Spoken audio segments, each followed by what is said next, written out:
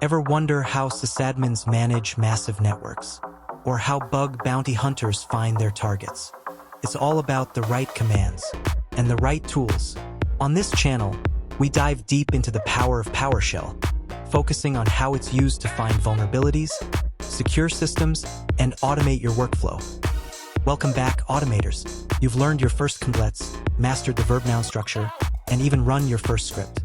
But now we tackle the single most powerful, game-changing feature in PowerShell, the pipeline. If you've ever wondered how sysadmins perform incredibly complex actions with a single, elegant line of code, the pipeline is the answer. It's how you chain Cmdlets together, passing data from one command to the next to perform industrial-strength system administration. Get ready to unlock the true brilliance of PowerShell. Imagine this common scenario. I need to find all processes running under the name Notepad, and then I need to stop them. If we did this manually, we'd first run getProcess name Notepad, look at the output, find the process ID, then run stopProcess ID, that number. That's slow, error-prone, and only handles one instance at a time. The reason this is hard in traditional command lines is because those environments often pass text. PowerShell, however, passes objects. An object is rich data. It contains not just the name, but all properties like the ID, CPU usage, and status. The pipeline lets us take the output object from a source Cmdlet and instantly feed it as the input object to a destination Cmdlet. This lets us accomplish complex tasks with efficiency and precision. Let's start simple.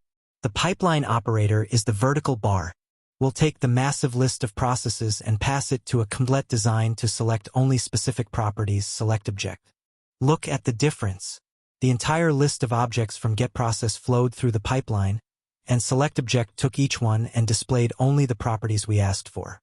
We didn't have to manually filter or parse any text. The objects themselves did the work. Now, let's solve our problem of stopping all Notepad processes in one line. We'll find the processes and send them directly to the stopProcess Cmdlet. We used the essential what-if parameter to check the command without actually executing it. The objects representing the Notepad processes flowed directly into stopProcess. It knew exactly which processes to stop because the object carried all the necessary information, like the process ID. That is the power of the pipeline. Find, filter, and act all in a single, precise line of code. So, how does stopProcess know what to do with the processes coming from getProcess?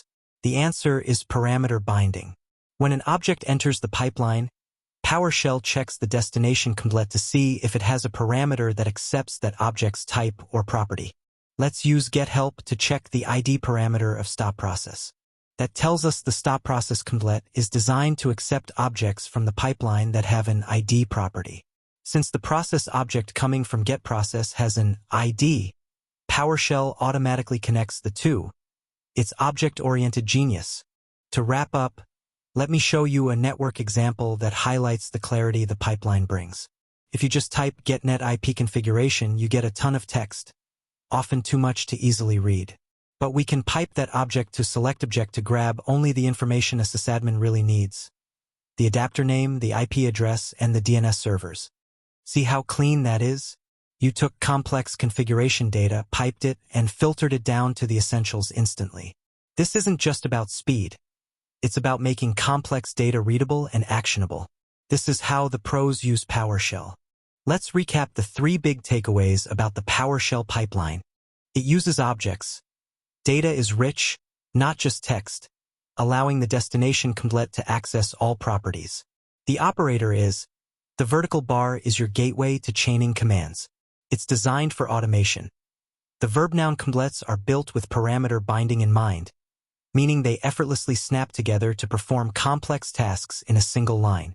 The pipeline is the secret sauce. Start thinking about how you can chain your Cmdlets to eliminate manual steps, and you'll be scripting like a professional in no time. The pipeline is one of those concepts that once it clicks, it changes everything. If you had that aha moment, please hit that like button. What's the first complex task you're going to try to solve with the pipeline? Let me know in the comments.